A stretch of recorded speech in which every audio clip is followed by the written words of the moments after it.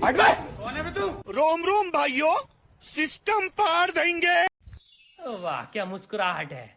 सकाळी सकाळी फ्रेश आवाज ते चला मला फेरफटका मारून पण रस्त्यात आम्हाला हे बॅनर दिसलं. बॅनर वाचून आर म्हणलेलं तर ट्राय करणंच पडेल. काका म्हणे आपल्याकडे एका प्लेटमध्ये 2 डोसे मिळतात. आर म्हणले नाश्त्याने आमचं जेवण होऊन जाईल एवढ्यात. काका एक एक करून 4 डोश्यावर लोण्याची धार फिरत होते. मी ते पाहत होतो. मला पण डोसा बोलला, मालक 2च मिनिटं थांबा, आलोच तुमच्याकडे.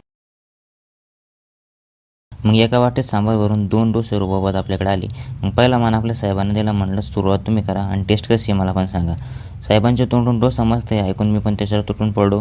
खरंच डोसा खूप छान होता. डोसा खाऊन आम्ही आलो चहा घ्यायला. तिथे एका पेपरवर बातमी येते. दिनेश केबडे ब्लॉग्स या चॅनलला सबस्क्राईब करा आणि व्हिडिओ कसे असतात ते पण कमेंटमध्ये सांगा. मग डायरेक्ट आम्ही रूमवर चालले आलो. थोडंसं आराम करून पाहिलं तर बाहेर तर मोकळा पाऊस पडत होता.